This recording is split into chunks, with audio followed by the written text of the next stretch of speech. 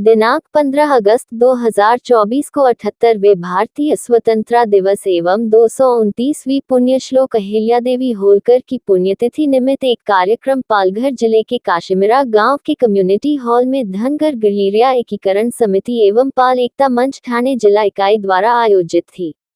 इस आयोजन में शेफर्ड फैमिली ट्रस्ट के राष्ट्रीय संयोजक महेंद्र पाल ने अपने संबोधन में उपस्थित जन समुदाय से क्या चर्चा की, आइए सुनते हैं।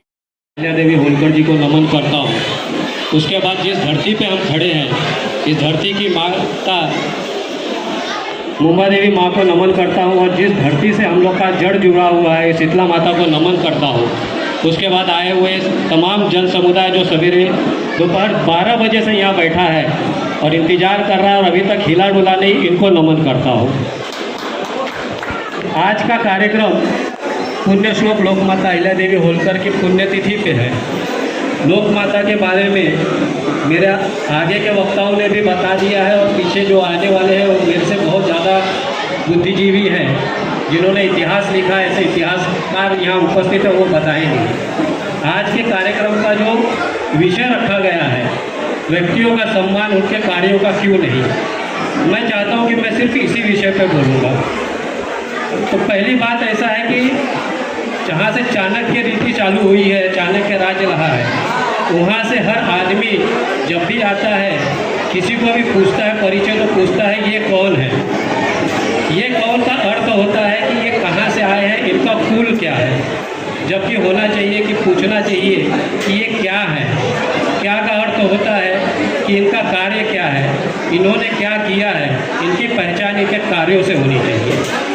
अगर उदाहरण के तौर पे मैं बोलूँ तो सोने का कलश ले लीजिए। सोने के कलश के महत्व अपनी जगह है, लेकिन उस सोने के कलश में अगर गंगा जल होगा तो उस गंगा जल का और उस कलश का महत्व क्या होगा ये बताने की ज़रूरत नहीं है, आवश्यकता नहीं है। लेकिन अगर उस कलश में कहीं मदिरा रख दिया जाए तो क्या उस सोने के कलश का महत्व रहेगा? इसलिए व्यक्ति के कार्यों का महत्व होना चाहिए। हमें अपनी सोच बदलनी पड़ेगी। हम लोग पूछते हैं ये कौन है, मंच पे जो बैठे हैं ये कौन है।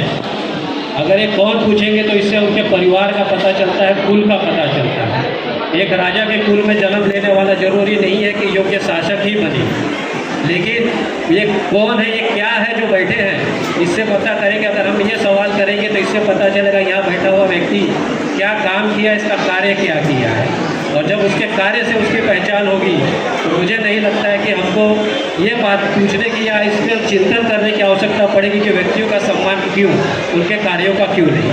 तो कहीं ना कहीं हमारे सोच में गड़बड़ है और ये सोच हमारी जो है चाणक्य राज से ही चला आ रहा है। क्योंकि गरीबों को गरीब आंकना और अमीरों को महत्व देना ये उसी राज्य से चला आया है जिसका अभी तक हम लोग हल नहीं ढूंढ पाए। तो हम लोगों को अगर विषय का चिंतन करना है तो इस पे चिंतन करें और हम लोग इसी पे गौर करें। और आज से हम लोग ये कौन है की जगह पे ये क्या है, अगर इस पे गौर करने लगेंगे तो ये विषय ही नहीं आएगा और हम लोग हो सकता है योग्य व्यक्तियों को मान्य दे सके, सम्मान दे सकेंगे। इसी के साथ मैं अपनी वाणी को विराम देता हूँ। जय हिंद, जय मल्हार।